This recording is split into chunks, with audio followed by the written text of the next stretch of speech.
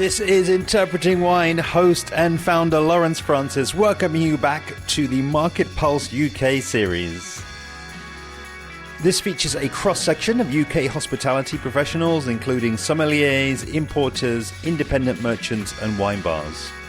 Featuring voices from Suffolk, Norfolk, Manchester and Scotland, as well as the capital, focusing on what's happening right now in their part of the industry.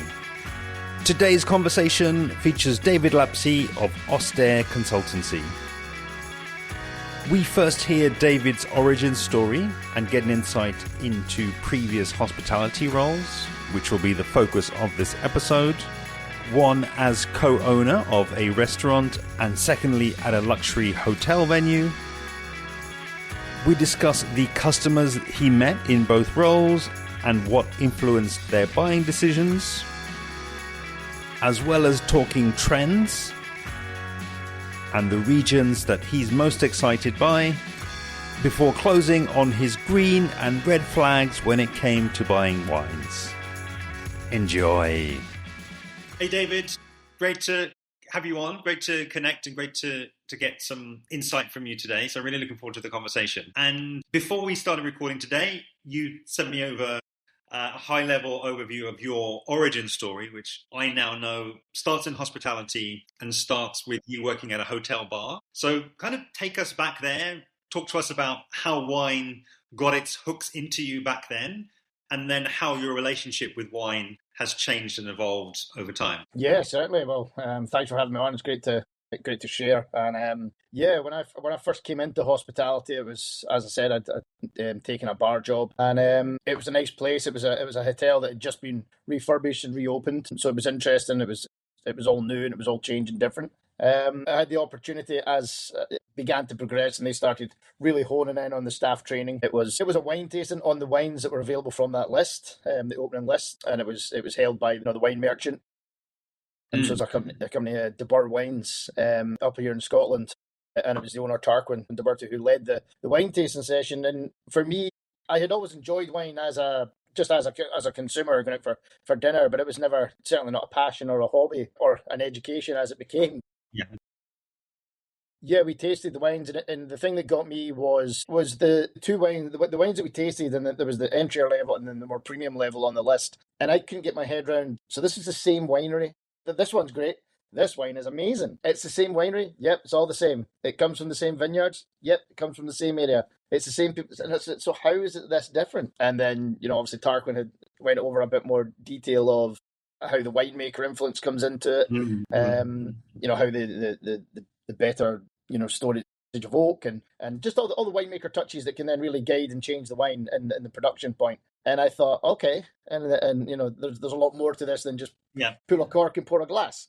And that it was literally that that little bit of mystery that then made me say, okay, so I want to then see how this translates to other wines and different wines. And then from there it was WSET 1, WSET 2, WSET 3, and as I said to you before, it was down the rabbit hole, and it's shaped my entire career since that tasting, So that was me. That was what got me hooked. Yeah. It's I think it's always as well so interesting to look back, and as you say, it's like that sort of sliding doors, or, road to Damascus type moment where everything sort of goes back to then. And what I'd love, maybe you can even just do that just with that first role as well, David. Is just give us a sense of then what were the different roles and the sorts of establishment, and by all means name the places around. The first role that was up in Aberdeenshire in Scotland, and then I'm originally from the west coast of Scotland, and I'd moved over to the west coast, and I did one or two smaller, kind of more luxury hotels, but very owner-operated, independents, 10 to 15 bedroom, and then I had an ability to then kind of put my love and passion into the wine list, but it was always working for someone else. When I went off to a small village just outside Oban called Tainult, where I met John McNulty, who was at the time, his family owned the Tainult Hotel, the Tainult Inn. And it was there where he was a chef, young guy, he was 21 or 22, I think, head chef in the kitchen, and they're doing really great stuff from a food point. And then when I joined, bolstering that wine element onto it and the drinks element, and I guess for me, the big thing I always enjoyed of being on the floor was the storytelling element of wine, where it comes from, why it's there, who made it, why did I choose it, why is it on the list? Everything was there for a reason. Yeah. We grew Tain Alt to a great food standpoint. It was always going to be tough with the rooms because it was an old coaching inn. And I think it's fair to say we elevated the food and beverage above the room, if that makes sense. Yeah. So we decided, and we took the opportunity to basically lift the restaurant from Tain Alt and moved it into Oban, where we were for 6 years. We ran a restaurant in Oban, and it was just me out front, and it was just John in the kitchen with a couple of helpers. And because there we went in that venture together, so it was owner operated, but I was then, operating the front of house side, and that really gave me the freedom to really put your money where your mouth is, put into practice the education, the journey where I'd been, where I'd went to, and the freedom of, why is this on the list? Because I love it. That's why it's here. My wine list, if you can write a wine list and structure a wine list, my list had glaring omissions in what you would perceive as normal things. And when people would come in, they would say, "You're this wine expert. Why do you not have such and such?" And I'd be honest and say, "Because I don't like it. It's not a style I enjoy, but I appreciate what you do. So tell me what you like about it." And then that guest would generally give you, as a sommelier, when you're trying to get some information, they would generally give you 3 or 4 indications, and you say, "Right, I don't have that, but I have this, and you're going to love these."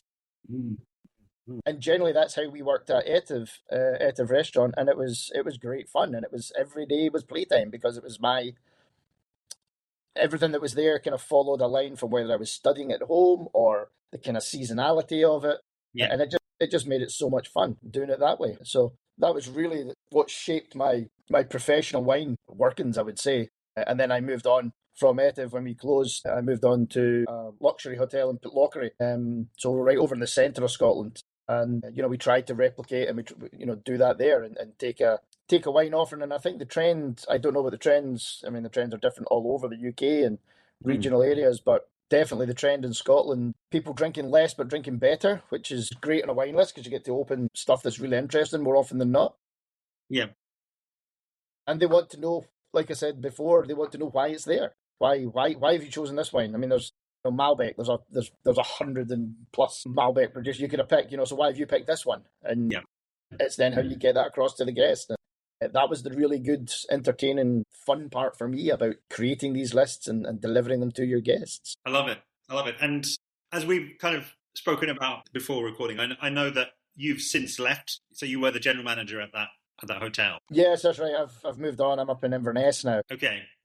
We're doing a little bit almost of kind of role play or time travel. We're gonna, for the purposes of today, we're gonna kind of ask you to take yourself back and kind of put yourself in the mindset of that role at the most recent role that you've had in hospitality. So when I sent over the questionnaire, and I think let's pivot a little bit and start to learn a bit more about the customers who are coming through the door there. First off, one of the things that you mentioned in your questionnaire was that the kind of typical or most bought wines were at the sort of 40 to 80 price point, 40 to 80 pound price point. Yeah. Could you say a bit more about how people were getting in front of you and to order those wines at that price point? What was the sort of clientele that was coming through the door? I think the clientele we had, we were kind of transitioning because it was a completely brand new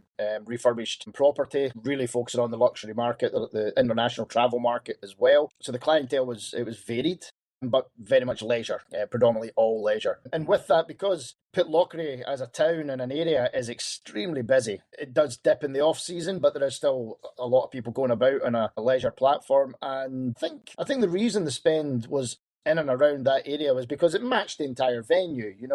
When you walked into the building, the welcome from the kind of old country house hotel, it had a vibe, it had a feeling of kind of prestige and elegance, and then the restaurant that followed through from the bar, the cocktail lounge into the restaurant. So I think already it had a vibe and atmosphere of that sense where, okay, we can have, we can stretch our legs, we can have a bit of fun, and we can do something nice here. And because of where it's sat in the market, anyone who's treating themselves for that kind of stay and that level of stay, that treat to themselves didn't just come into the room and the food. It came into, well, let's have something really nice this evening. Let's try that. And I think that's what dictated that spend point, which again was great because there was a lot of celebrations. It was a lot of there was always this there was always this real happy vibe about the restaurant and about the clientele that we had when we were there. Yeah, no, totally makes sense. And could you say something about the area though? Because I must admit it's not somewhere that I visited. I don't believe. Yeah, well, I mean, Pitlochry is a great area. It's a very old, really Victorian Scottish town. The key things, obviously, Killiecrankie House. They just got a Michelin star last week at the Michelin Awards, which is amazing for the area. That's going to be fantastic. Killiecrankie is about 4 or 5 miles from Pitlochry, so it's amazing for the guys there to get that on the map. And when it comes to wine, what they're doing there as well is really great stuff. So it was fantastic to see them get that star. But yeah, it's a busy area. It's right in the heart of Scotland, and it was the funny joke whenever anyone guest would say to you, "We want to go to here, we want to go to there. How far is it?" Everything's an hour and a half. It's an hour and a half to Edinburgh. It's an hour and a half to Glasgow. It's an hour and a half to up into the Cairngorms. Everything was an hour and a half away. Yeah, but it really was right in the heart of Scotland, and it was great. For us, even going down to London, the Caledonian sleeper train stops at Pitlochry, so you can jump on there at night, sleep through the night. You get up at Euston station, and you're in London first thing in the morning. So it's very well connected for being a really rural Scottish town. But it's a lovely place. The area is great. The theatre, they've got a fantastic theatre in Pitlochry where Alan Cumming has came on as the creative director. He's doing fantastic work there, and the package. I don't know what they call it. The theatre world. What they're rolling out over 2026 looks fantastic. There's a lot going on for such a small place. I love it. That gives me and that gives a listener then I think as much context as we need. It's like, okay, they're geographically very well located. So presumably, if someone's coming over from the States or from Asia or from exactly. Great base to have, and even that is a massive advantage. And that's the thing, and the thing that the big thing that pulls for Scotland and a lot of international tourism, obviously whiskey. Yeah, Pitlochry has Blair Athol Distillery, which is great, and then if they have the time, it's just a 12-mile, 16-mile drive to Aberfeldy. And the Dures Aberfeldy Distillery is just fantastic. What they're doing over there is probably my favourite whiskey distillery tour in Scotland, because the way they've merged technology with history to tell the story of their distillery and their product I love it. The advocacy team there are doing great work, and it really shows when you go into the building as well. So it's, as an area, it's got everything. Pitlochry is a great place. I love it. So we'll go back then to, so we know the price point of our customers. We're getting a stronger sense of who they are, what they're doing, where the day trips are, what other things they might be doing during their stay as well. We've got kind of a bit of a sense of that. But then when I asked you about who they are as well, one of the things that really stood out for me, David, was you said, there might be special occasions. Again, in the full experience, wine is a part of that, and it's like, okay, we want an elevated wine experience to match all the other elevated parts of our stay, our experience. But it was really interesting to me though when you put this quote in here, when you said about, us now, get us something nice that you'll think we will love, as a sort of, that's a sort of thing. So that more came from when my own restaurant when we had in Oban, where and it did transfer to our previous position, but it was where people, is that the joy of return guests. Got you. People who came back 2-3 times, as I'd said before, you learned their price point. If you paid attention, you learned where they were at, and then it was when they came back for that really special event, whether it was an anniversary stereotypically and that was where they would say, look, we've talked so much over the 3-4 visits we've had previously. You know what we like. You know what we've ordered. You know what we're having for dinner tonight. We'd like something really nice. And it was they would never put a price on it. Yeah. But then, as sommeliers do, they can read between the lines on all things. And it was, okay, I know what you normally spend. Yeah. So then I know what I can go with really nice. And you're not gonna come back with somebody that would normally spend £30 to £40, you're not going to come back with a £500 bottle of, something crazy and completely shock the life out of them. But you can have a bit of fun. Yeah. And I think that's always great because you always go to the table, you always make interpretations of what you're going to do, and then to have that freedom. For me, that was what I always loved. I love it, and it's actually then, again, I started off trying to kind of pigeonhole you, but I think actually the kind of contrast between those two roles is really interesting then, isn't it? Because then, yeah, presumably in the hotel, then you got fewer regulars, I would imagine, and then a lot more people who are more to the point. Because you've got fewer regulars, you don't know exactly. I think you would have the same amount of regulars, but it would be spread out over maybe a slightly longer period of time. Obviously, the differences in my previous one with the hotel, we were 80 cover restaurant in that hotel, whereas when I had my own restaurant, we were 20 covers. Gotcha, yeah. So that was the gulf. There was a much more, in my own restaurant, it was much more intimate, and those people came back 6 to 8 weeks, whereas in the hotel, you would definitely get repeat custom, but it would maybe be double that return time, or customers that came back annually, the same time each year. So that was probably the biggest difference in the time. But I've always had this quite eerie ability to, I remember what customers drank previously. Yeah, yeah. And when they would come and they would sit down, and you don't have, oh yeah, we had that on the list, but we've the list has changed, or we couldn't get that anymore. But it's that instant snapback of they really enjoyed that, so you've then got a benchmark of what they're going to enjoy on your new list, or on things that are new that have come in.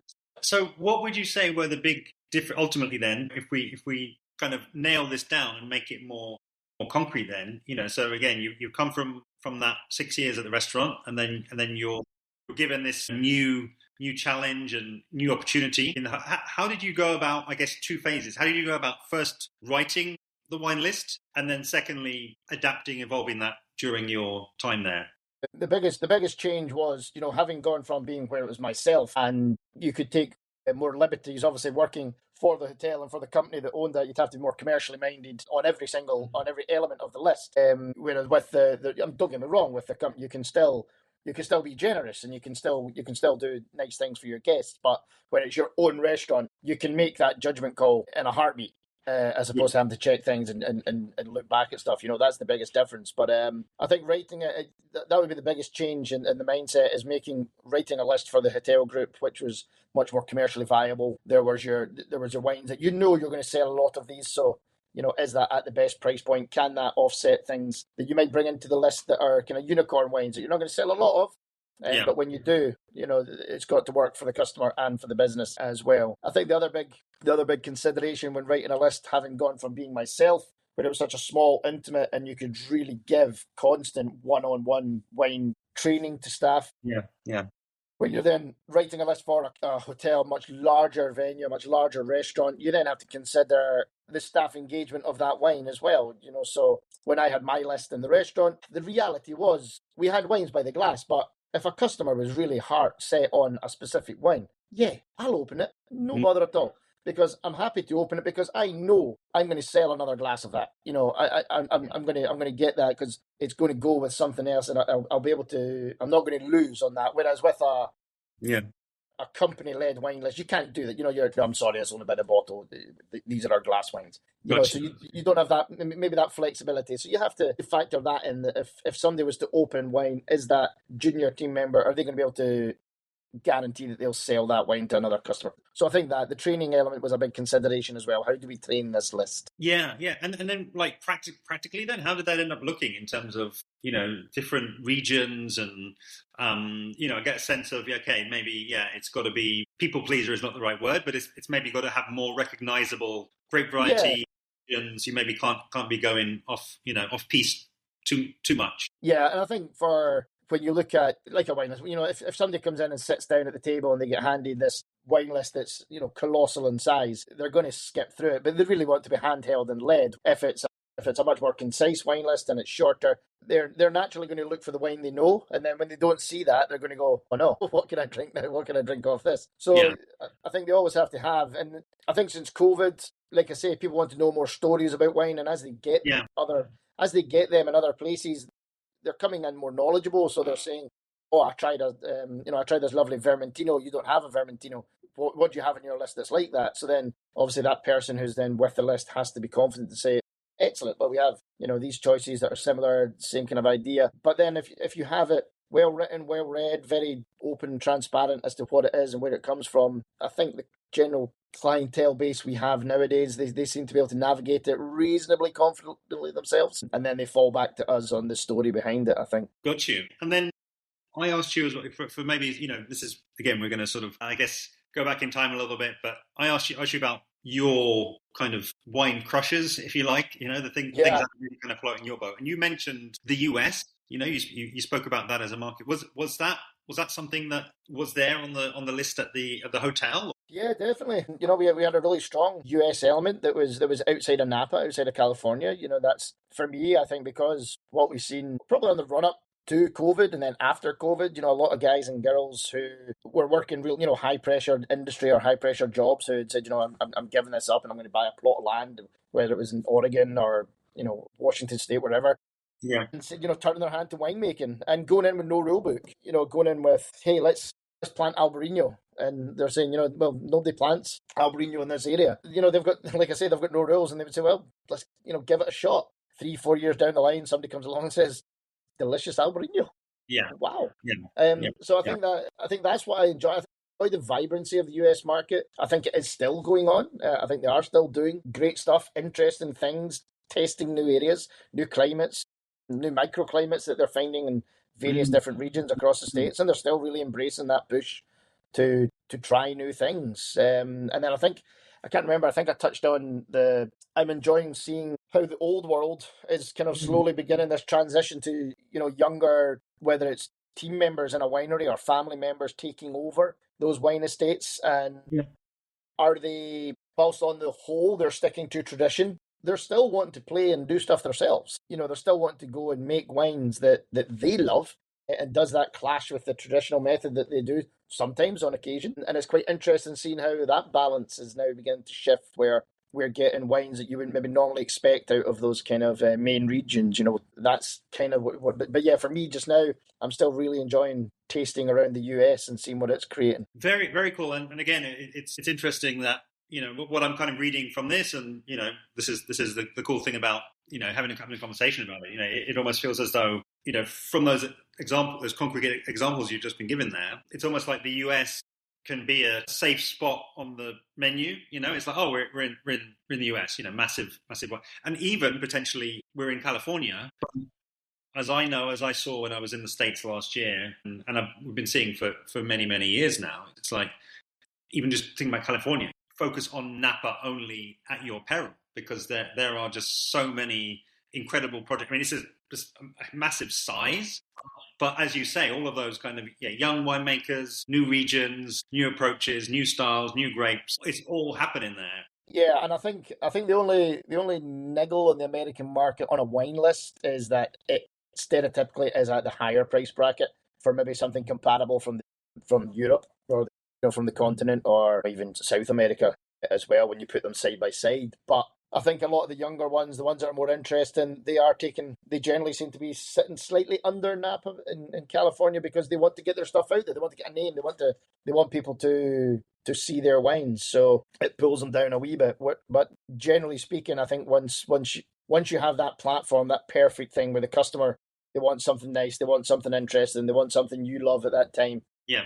And you can stretch that price point a wee bit in what they're having. That's where you can say, look, try this. This is gorgeous. Yeah. Yeah.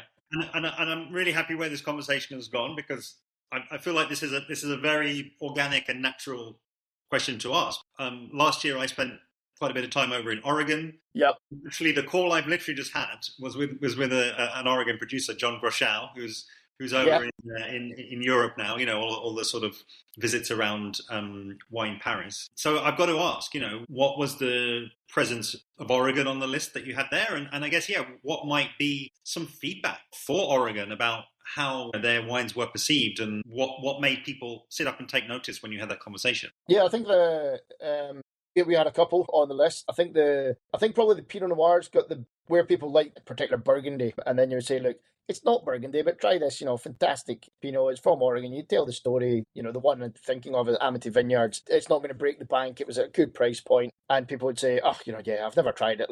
We'll have that, or you would even just pour it and take the glass and say, look, have a taste, see what you think. Yeah. And it was that one where the amount of people who would just And you can always kind of tell when the customer, or even Soms, when we get handed a great wine and you go through all your process and your tasting methodology, and then you taste it and you just sit back and relax because you're like, wow, that's done it. That is. And yeah, I think the Oregon Pinots were great. Albarenos that had great structure, great fruit profile that would work across, fantastic with seafood. Obviously, in Scotland, we've got great seafood and the kind of coastal areas that you put that up. And yeah, that'll go as good with up against some of your Galician Albarenos and such like. And it was that came through. People would just say, I would never even have thought of tasting a wine from that area or that region, Yeah, I think it's an interesting observation. I think just the whole thing of, if you're in a hotel and you're treating yourself, you probably don't want to have the same wine that you've got at home or that you have normally. It's like almost people have got this permission to, hey, you look like you know what you're doing, or I think more generally, they've shown this, we do trust the sommelier. I always had a habit of calling it stretching your legs. Okay, let's stretch your legs. Let's go see what we can do. Take them out of their comfort zone. Exactly. Yeah. I love it.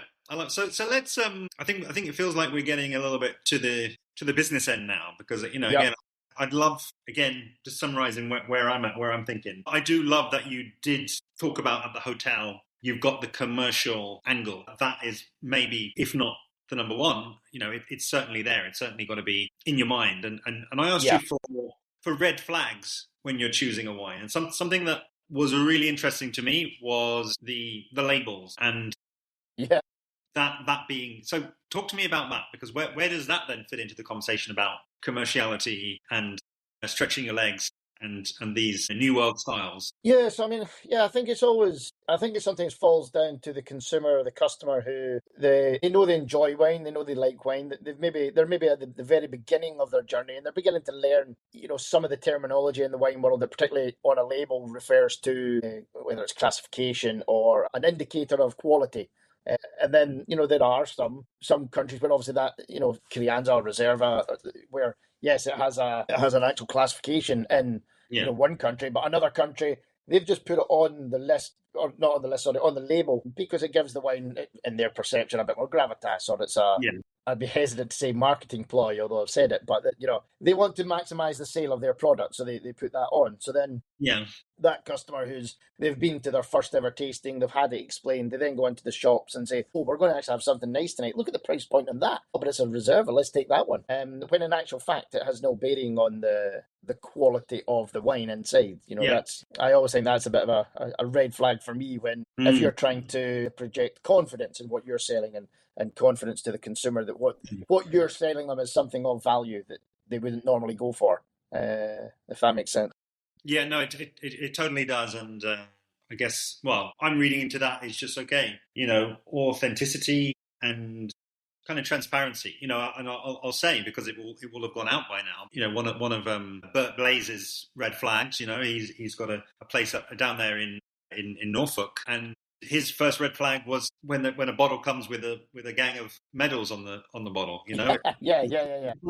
It's like you're being too in my face. You're telling me how good you are in the wrong way. That's my read of it. It's like you can project quality. Well, of course, by what's in the bottle, most importantly, but then also you can give it. You can be a bit more understated about it, and it feels like there's a common thread there. It's like we're a Reserva, we're Roble, or whatever these terms, which, as you say, in a lot of countries they don't actually mean anything. They don't. No, they've just been put on. And this was another really interesting red flag here, David, when you spoke about opening a new world wine. I love this. And you need to search for the fruit. It should be dancing around like you've just put its fruit on. What did you mean by that? No, it is that where, generally speaking, the wines from the New World that are there, that they're made to be drank. They're generally not made to be laid down for any length of time. That this winemaker is saying, here it is, get it in a glass, enjoy it. Don't wait 10, 15 years. And those wines, stereotypically, you open them and you get that before you've even poured a glass, or as you're pouring a glass, the area to your front just exudes, fantastic fruit flavors and fruit notes, and all of a sudden your head goes somewhere sunny, and you're, oh, wow, I'm really happy to pour in this glass. So then when you open and pour it, and there's just nothing, it just kind of falls down a little bit. and that kind of excitement. Maybe it's like everything, wine's very emotive. Maybe it's when you pour it at the right time, it always comes across much better. But that for me is always. I think if you're pouring wines like that, you'd really want them to make instant impressions. And I think aroma, visual, obviously visual is your first, and aroma is always going to be your second. But when the glass comes down in front of you, bang, you can smell those flavors. You can smell that fruit, and it's there in abundance. Where my mind is immediately going to is to New York State. Right. Because there, very, very cool climate. It will always be New World, emerging. Yeah. But really, yeah, when you get the Rieslings or even some of the Cabernet Francs there, high acid and refreshing, great sparklers from there as well. It's almost like what do New York wines do? If your customer is kind of expecting a New World wine to sing like that, and they naturally, not to say they can't make those wines, but my read is that they're maybe playing a bit more to the cool climate. They were indeed at the cool climate. And I mean, from a consumer point as well, even as Soms, us who are tasting all the time, and when you just want a night off, but you still want to enjoy what you do, and sometimes you want a wine that you don't have to think about. It just comes, jumping out at you, and you can just switch everything off and go, okay, yeah, I know what I'm drinking. This is delicious. I don't have to go searching. I don't have to go peeling back layers like an onion to find things. You just want a glass that is fantastic, and I think there's a place for it. And I think when you don't get that stereotypically from New World wines, it's a bit of a red flag. Well, it's again. I think it's so interesting because, again, my read is that a lot of the language that regions are using and that's being used at the masterclasses, it's almost been now tailored to what a lot of people, they think we want to hear, Is they're like, consumers are looking for freshness, so we have to be on the freshness train as well. We have to be, we can do that. Some of the best master classes are the ones where you don't feel that you're in a sales pitch, and sometimes I think that's where it goes. It's true, and I also wonder if, again, back to that kind of medals and what you're saying on the bottle. It's like, you're trying to convince me here, aren't you? You're almost coming on too strong. It's like. Give me some time. Yeah, back up. Give me some time. Let me make my own mind up. Basically, that was another thing that came up. Was just this idea of telling you how many points they won or how many awards they won.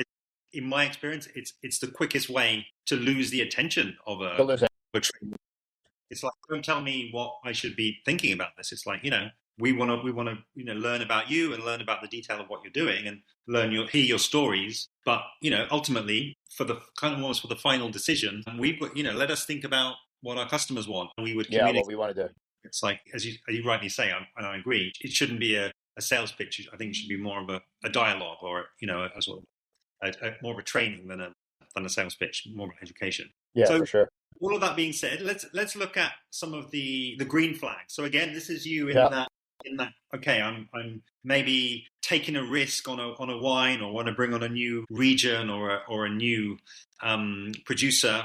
And you mentioned the labels again, and I want to challenge you a bit here though, because you said here comfort, and you said, okay, looking through the wine list and seeing the producer I know, and that's all fine, but I want to push you a bit and say, okay, what about when you do bring on something new, when it is a new region, or it's an unfamiliar or an unfavorable, it's a lesser known, it's an Albarino from Oregon, or it's a Cab Franc from Oregon, or it's a Gamay from Oregon. What's that process like in your head? Well, for me to try, or for me to for you to sell? buy, for you to buy it and put it on your list to be able to sell it. For that wine to end up on that, to kind of force its way onto. Yeah, I mean, I think it goes back a little bit to where I spoke about. I had structured in when I had my own restaurant. That wine list was created out of, if I didn't like it, it wasn't there.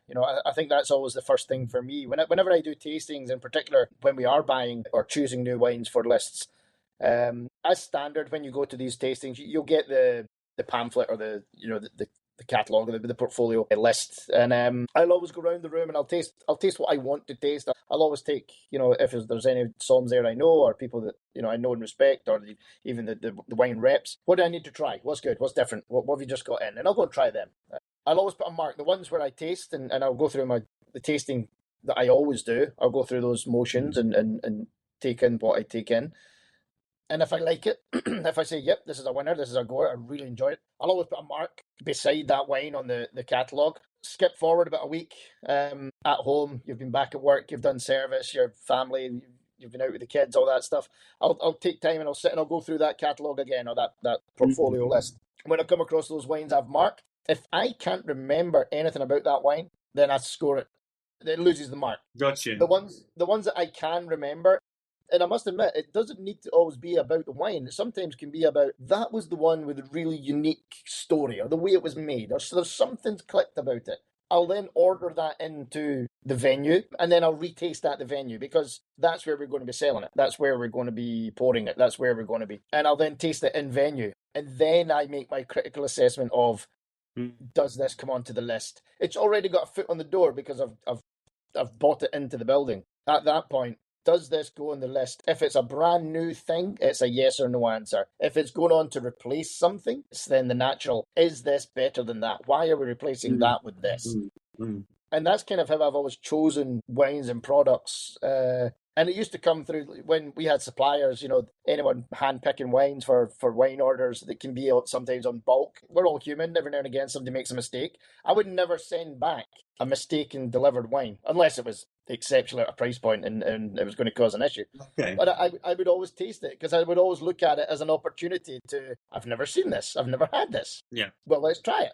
And every now and again, you would go, wow, that's fantastic. Why have I never tried this? And sometimes that would just naturally find its way onto the list. But no, that's kind of the way I always do wines. When I'm choosing wines and tasting wines for the list, it always comes down to that final tasting venue before we go live. You're actually you're kind of reading my mind, basically, because the next question, which is the penultimate question as we kind of look towards closing. So I've developed, and really, if you like, I've synthesized a 3-point model about the main buying decisions that I'm hearing buyers making when, and I know there's going to be, tons of little other points, and, this isn't going to cover everything, but there's 3 elements that kind of cover a multitude of sins and really seem to come to the fore when I'm having these conversations. So I'll give you the 3, and I love your honest feedback, really. So the first one is quality. We can dive in and kind of define these and debate them afterwards, but I'll just give you the 3. So it's quality first, value for money second, and then distinctiveness third. And the reason that I've linked straight to that question is because it feels like you were getting very close, or you were really, for me, you were describing distinctiveness in what you were looking back in the book. And it's like, do I remember you? I tasted 100 wines that day. My palate was shot after 50. Do I still remember you a week later? With all this other stuff going on. So, yeah. Why did it stand out? Because you're going to want that wine. I mean, when we then bring it into a restaurant, in particular a restaurant standpoint, there's so much else going on that the guest could remember about their visit, but we want to give that best opportunity. If that wine's forgetful after a week, and okay, like you say, you've tasted a lot, but you want your guests to go away remembering it's part of their experience. It's part of when you're trying to build trust and build repeat custom, you want people to come back. So why do you want what's going to give you that art, that tool? And it's if they remember how good the starter was, the food overall was amazing. That wine was delicious. So it's the exact same when we're buying. Does it have that punch and that wow factor? What was the first one you said? So was it price? Quality. Value for money. Yeah, so quality. Yeah, quality obviously stands out. There's a reason for that, and you can get some really, really well-made wines that'll show as if they're of a higher price point, but are really at a quality level, and then they're obviously the ones that just naturally become great value for money for the guest. But then when you're looking at the top end, or you have if you're tasting 3 or 4 in a certain bracket, quality's the one that you're going to choose. Which one of these 4 floats to the top. Which one could you see going back to? If somebody was to say, would you like another glass of that? Yeah. I don't know. Yeah.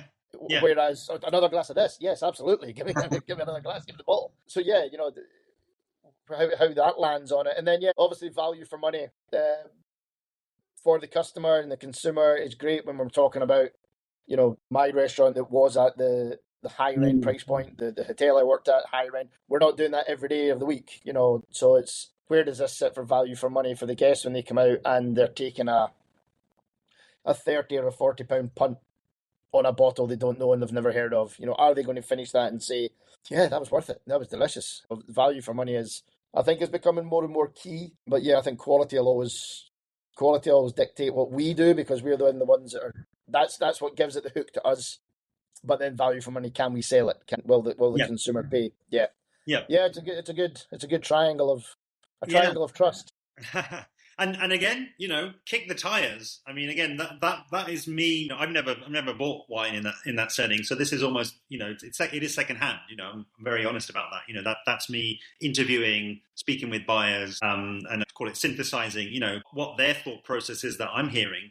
Yeah.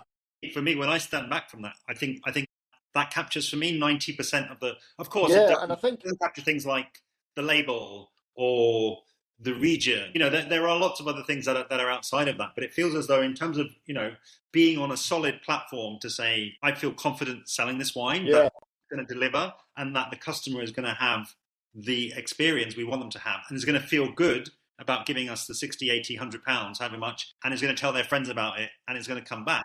It feels like that covers 90 to 95% of that. Yeah, and I think as well, one of the great things where it really works as well is where the wine merchant that we're buying from is when they really know your property and you as a consumer for them, and they know your clientele, and where they can guide you and say, there's wines up there, they're great wines, we've chosen them for a reason, but I don't think they're going to fit your property or your venue or your group. I think you should really go and focus down here. When those wine merchants can then hone you in on, not don't waste your time, that's not the right phrase to say, but when they can learn you as well as a buyer, they can learn you and your clientele and what you sell, they can then really help cut the field that allows you to really focus on the ones that are going to perform in your venue. The ones, the wine merchants that come in and train your team and speak to your team, and they can say, look, you guys are gonna love this. And it's the same. And that then drip feeds down the chain to the customer. So I think that the wine merchants have got a real big role at that point as well. Totally. Well, listen, it's been a real pleasure speaking today, David. It's been really eye opening, and I've loved the back and forth, and kind of really taking a deep dive into what you've seen, your experiences. And in closing, really, I'd love you to kind of let us know the best place to find you online, and I always like to finish on a forward-looking question. So again, bring us right up to date, because I know that you've now got your own consultancy, and tell us a bit about that. Yeah, so I've went out on my own Ostair Consultancy, which is Ostair's Gaelic for hotelier or landlord, so it's Scots Gaelic for that. I'm from the West. I grew up in the Western Isles, where Gaelic's very, very prominent still, and even more so it felt like a good fit. And yeah, I'm up in Inverness, and hopefully going to be looking at some businesses here that either I can help, or we can, look at coming in and managing, whether it's tastings or there's a great platform.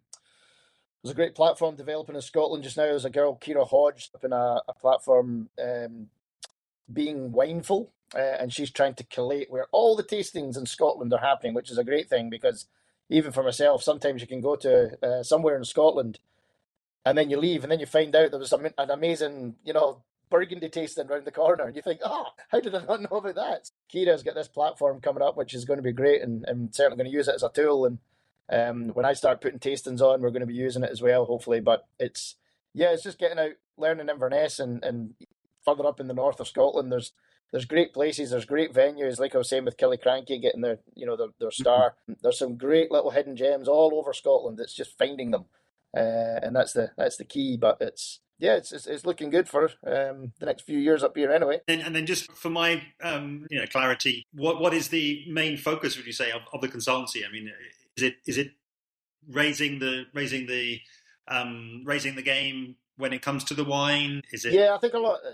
My intention, as I'd said, a lot of wine merchants now are in the business of selling wine. They're all trying to, and that training element has kind of dropped off a wee bit. Obviously, we have WSET, which is very much classroom based, or you're learning online, but it's that practical training as well of just, I hate to say the word, etiquette of how you serve wine, but I think it does have a place, but it's just going in making those connections with people and saying, if you have young team members, how can we show them the roadmap to the journey of, making this a career, really studying, focusing it, where to look, where to go, who to listen to. And yeah, that's hopefully going to be the backbone.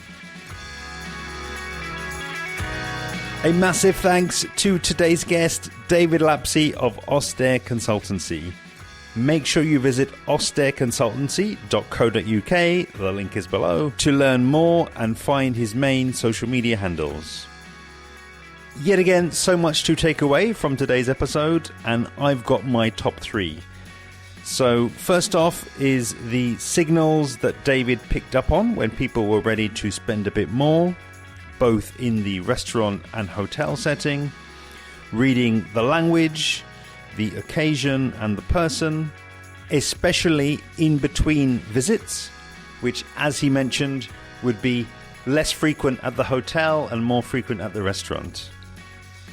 That's how he built a relationship, and that's how he knew when people were ready to spend a little bit more. The second point was, since COVID, the growing importance of producer stories. And I like the way David spoke about the transparency about where the wine is from can be delivered via the list and via information, but customers rely on the sommeliers for the stories. So I think it's good advice to be ready to tell the story and deliver the experience to the customer. Lastly, I really loved his explanation of how a new wine or a new region gets onto the list. Taking us right the way from the tasting, that word of mouth, what is it that I need to try, guys? Getting pointed in the right direction. David putting a mark next to the wine on the catalogue, and then coming back to that same catalogue 2-3 weeks later and seeing if he can remember the wine after all that time. And I think importantly here, it wasn't always about the quality of the wine. It could be something about the story, about the producer, or about the region, or something else that really stuck with him. And only then would he go back to tasting the wine again in venue, choosing on memorability and quality. And I think that in the same way that David tests himself to see whether the wine made an impact and the story made an impact, he is essentially putting himself in the shoes of his customers and wants to see whether the wine and the story that's being told by his sommeliers will have the same impact and be as memorable as the rest of the experience. And I absolutely love that as a process and a deep dive into his decision making. As a reminder, Market Pulse is a 6-part podcast series released on interpreting wine and a free in-depth report. You can register to receive the report at interpretingwine.com/MPUK report. The link is below. Next time on Interpreting Wine in episode 602, I'll be speaking with Jiaqin Liu of Cord by Le Cordon Bleu. And make sure you subscribe to be alerted when that episode goes live. And I will see you soon.